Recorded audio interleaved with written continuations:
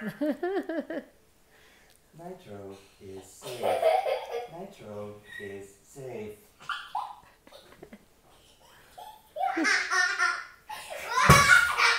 Ant eliminated. Ant eliminated. Nitro is safe.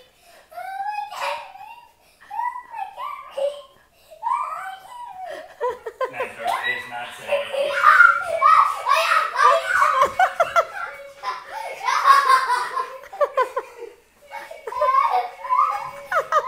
Nitro is safe.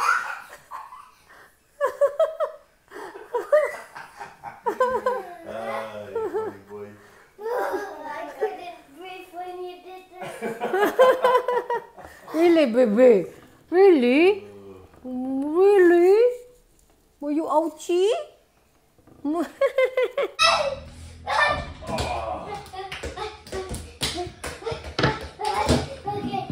Go, shoot, shoot. Shoot. Go. Shoot. Oh, you missed. Gotta aim a bit higher. Got a bit harder.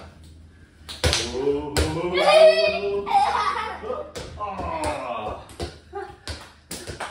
Your turn, go. Go. Oh, I missed it.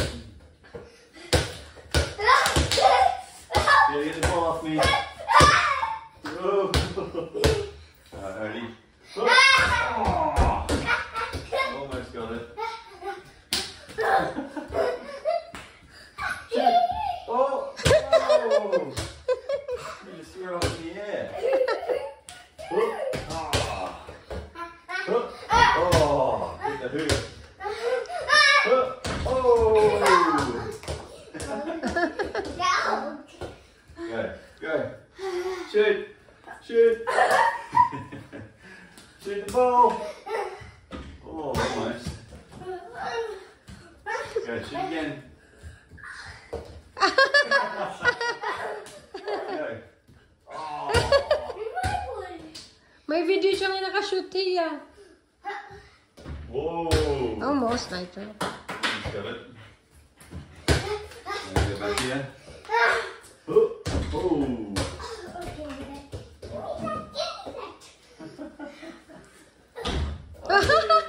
Baliktad.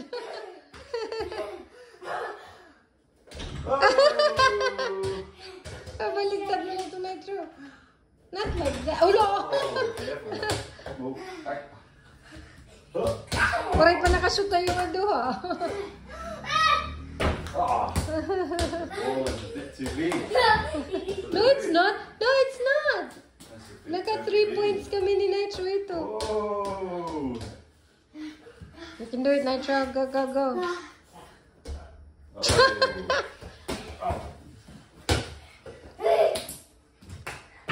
Oh, you did it! Daddy did it! Oh, ito po yung nangyari sa office ni Dwayne dahil sa bagyo. Ito pala yung labada ni Nitro. Yan, so magulo ngayon kasi tinanggal muna naman yung ano to? Yung aircon. Akala ko kasi like grabe yung kasi initially parang malapit sa Tacloban yung landfall ng bagyo. Tapos buti na lang bumaba siya. Pero of course hindi siya maganda para sa dun sa na landfall tamba. Yan. Pero sa amin dito okay kasi hindi ganun kalakas. And so kailangan ko pang balik yan. Ito pala sa labas. Hello po. Maraming salamat sa pag-click sa video na to. Pause po muna tayo sa Japan na videos kasi alam niyo po naman na dumating bagyo dito sa amin si Tino at nakalimutan ko. Ano ba? Ayun, so hindi maganda yung tulog ko kaya parating lang walang tulog. Bagyo, lindol. yan, so yun po yung nangyari sa office ni Dwayne. Nagkalat yung gamit namin. Tapos, actually, ano ba yun? Wednesday ngayon. Dapat, nung Monday, dapat alis si Dwayne. Pupunta siya ng Cebu kasi may corporate event siya sa Cebu. Gala. Yun. So, minove nila, instead of 4, ginawa nila ngayon 5 ng 7 p.m. dahil sa bagyo. So, ano ba? Yung bagyo, akala ko talaga grabe yung mangyayari dito sa amin. Alam nyo naman yung Yolanda, na-experience ko din kasi na umuwi ako, na nakita ko yung effect ng Yolanda like a month after. So, hindi pa talaga nakakabawi nung 1 month after. Kasi umuwi ako ng December. Nasa Dumaguete kasi ako noon. That time, nagtuturo ako sa university. Pag uwi ko talaga, grabe yung ormoc na pork. Usually kasi maganda kasi yun. Like, grabe talaga yung walk. Ano yung tawag doon? Yung covered walk. Like, para talagang, para siyang yung container ng chichirya na parang nagkaganon-ganon sa cover, no, parang ganun yung itsura niya, parang puro trash, parang tingnan, dahil ano ba Tagalog nun? Ano ba? Hirap ang Tagalog. Punit-punit. Tama ba? Yun, nagkapunit-punit yung yung covered walk, yung cover. Hirap. Pasensya po. Anyway, yun, yung inisip ko talaga, baka ganun kalakas. Tapos, usually kasi yung Leyte, green kasi dito pag sasakay na ka ng airplane, tapos titingin ka sa baba, like green talaga siya. Parang fresh na fresh tingnan. Pero nung pag-uwi ko nung after Yolanda, grabe, lahat ng mga coconut trees sa bundok, para silang mga toothpick, like nakaganon, wala na silang yung leaves nila. So, para silang mga toothpick na nakaganon. Tapos, brown, lahat brown, parang, grabe. Nakikita ko pa sa mind ko yung itsura ng mga bundok ng time na yun. Parang hindi talaga siya Leyte. Parang desierto siya na may mga toothpick na nakaganon dami. Yun iniisip ko na mangyari. Kaya yung nangyari sa akin nung magla-landfall yung bagyo, hindi talaga ako nakatulog. Nung around 11, natulog na si Dwayne. Tas may kuryente pa kami. Although nagsa-start na yung ulan. Siya natulog na. Si Naito, pinatulog ko na ng 9 p.m. Kasi wala nang pasok. Ako, parang wala namang akong ginagawa. Nagsuscroll lang ako sa phone. Tapos, nagtatry ako mag-edit. Pero hindi talaga ako makatulog. Tapos, nag-11 na, natulog na si Bane. Tapos, 12 na, hindi pa rin ako makatulog. Tapos, pinapakiramdaman ko yung hangin sa labas. Kasi nasi-stress talaga ako. Kasi dapat yung landfall niya, Tacloban. Tapos, yung malapit sa Tacloban. Malapit kami sa Tacloban. Malapit kami sa Biliran. Yun, malapit. Basta dun kami area kasi Eastern Leyte kami. Tapos, di na ako makatulog hanggang nag-brown out na, tapos balik ulit ng kuryente kasi medyo lumalakas na yung hangin. Tapos, around 1 p.m. trinay ko makatulog, pero hindi talaga kasi nung nakakatulog ako, nag-brown out na naman, tapos balik na naman kuryente, tapos biglang gumanon na yung glass window dahil sa hangin. Nagulat ako, nagising ako, tapos hindi na ako nakatulog doon, mag 3:30 na, hanggang lumakas na talaga siya around 4 a.m. ba? Around 3. So, malakas na siya. Tapos, yung boses ng hangin maririnig mo na sa pag nakakatakot. I-insert ko dito.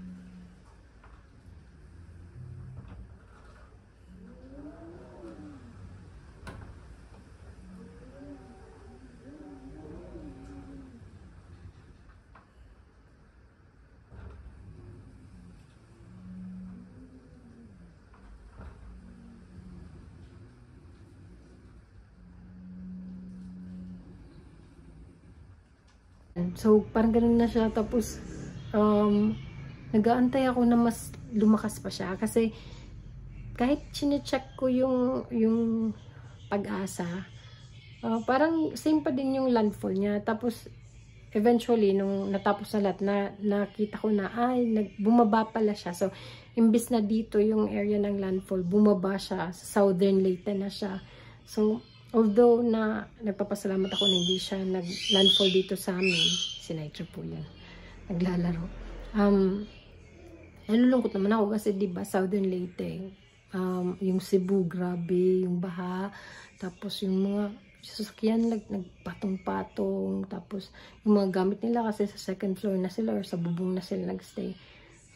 Grabe, daming nasira, tapos maraming namatay, ganun. Basta, parang maganda sa amin kasi hindi malakas dito. Malakas din naman, pero kasi bumalik yung kuryente, like, nang gabi na wala, the next night, nagkaroon na ulit kami ng electricity. So,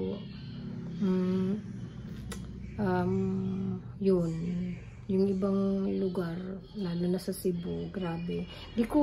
Parang wala pa akong sabagay, hindi pa ako nag-check talaga sa Facebook about sa Southern Leyte. So, mostly sa YouTube nakita ko Cebu yung mga news, ganun. So, grabe talaga. Ang lakas niya, parang sabagay kasi signal number 4 yung sa kanila, diba? Kami, 3 kami dito. Actually, parang inisip ko nga, parang, or baka dito lang, parang feeling ko, hindi siya, akala ko si 3 na, sobrang, like 3 days walang kuryente, yung ganun, yun yung na-stress ako kasi, naka-electric stove kasi ako. So, yung pagluluto, ako pag walang electricity. Pero okay naman, kasi pwede naman akong, like, magpaluto kina nanay, yung gandas, dadalhin na lang dito yung, sura. Yun, kanin at yung ulam, ayun. Ganun. So, yun, nagpapasalamat ako na bumalik agad yung kuryente sa amin. Anyway, so, diba, hindi nakapunta si Dwayne. Dapat ihatid ko siya ng Monday morning. Monday morning ba? O Tuesday morning? Sa Ormoc. So, hindi yun natuloy. So, ngayon, Wednesday, 5, hinatid ko siya kanina. So, 4 AM kami umalis kasi mamaya ng 7 PM yung gala, yung event niya. So, umalis kami ng 4 AM dito sa bahay. Tapos, si Nitro na natutulog pa. Tapos, ayun na naman. Nag-drive na naman ako pabalik. My gosh. So, medyo pumasok na ako dun sa city. Tapos, binigay ko yung phone kasi kay Nitro. Tapos, nag-film siya. Sabi ko sa kanya, Nitro, can you take a video of mommy driving? Kasi wala akong nagdadrive kasi syempre wala si Dwayne. So, ako lang. Tsaka si Nitro. So, nag-video siya. I-insert ko dito. We're in the mountains. Please don't dislike my video. It's just Driving, baby. what? What did you say? My mommy is driving and she's scared. Yeah, she's not lying. She's very scared. And she doesn't even listen. I told her, if you're scared, do the handbrake off, and she didn't. So, nakakatawa siya. Nakakatawa, pero medyo okay ako this time. Namatay lang ako one time ng makina ng sasakyan. Kasi, yung parang sa bridge, nakalimutan ko kung saan na ako nun. May bridge doon na yung bus, nag-stop siya, parang nag-load ata siya or nag-unload siya ng tao. Nag-stop siya sa parang paganon na bridge, tapos naka-double na yellow line yun na. Nag-stop siya doon, tapos hindi pa siya gumilid, parang halfway ng nakuha niya yung halfway ng lane. So, 2 lanes lang yun, may paparating na mabilis. So, parang nag-stop ako dito sa likod niya. Tapos parang na ako, pag stop ko, nag-stall yung car ko. So, hindi naman like babangga ko or something. Basta yung, hindi lang tama yung timpla ko sa sa clutch at saka sa gas, ganun. Tapos, pero, okay lang. Uphill kasi yun. So, naka-uphill start ako. Like, isang try lang. Naka-move kaagad ako. Ay, puti na lang. Tapos yan, nakauwi na ako dito. Umalis ata kami dun sa Ormoc. Mga 5:45. Parang ganun. Basta nakarating kami dito sa bahay ng 7 AM. Yan.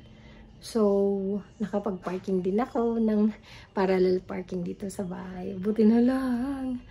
Ayan. So, kasi last time, diba, tinulungan ako ng kapatid ng classmate ko na mag-parking. Siya yung nag-ano sa akin na, ayan ate, ganyan, ganyan. Pero nga, this time, parang inisip ko, ano ba yung tinuro sa akin? Tapos, nag-ganon, ganon. Yun, nakuha ko siya. Buti na lang. Ayan. Tapos, so after ng Cebu, yung event ni Dwayne, pupunta naman siya ng Boracay. Tapos I think pupunta siya ng Manila, tapos Boracay ulit, tapos Cebu, tapos balik na ulit dito. Ayun lang yung update ko today. Ano ba yung boses ko?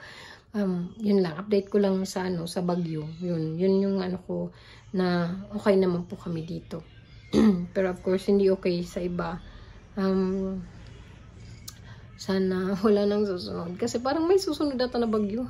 May stress naman ako. Makakatakot. Tapos yung mga, syempre yung mga tao na wala yung, na grabe na yung pinagdaanan. Tapos may dadating na naman na grabe. Yun lang. Yun lang yung video natin today. Paproceed po ako ulit ng Japan vlog. Kasi gusto ko matapos na yung Japan na mga footage para ma-delete ko na sila. Hindi ako kasi makapag-start ng vlog talaga na yung kung ano yung ngayon na time. Kasi parang naano ko na may kailangan pa akong tapusin na i-upload. So, yun lang. Maraming salamat po sa mga nagko-comment, nagnonood ng videos ko. Thank you so much po. Mag-upload ulit ako bukas. Sana ma-upload ko to ngayon. Maraming salamat po. Ingat po kayo. Sana walang bagyo. Sana tapos na yung bagyo for this year. Sige po.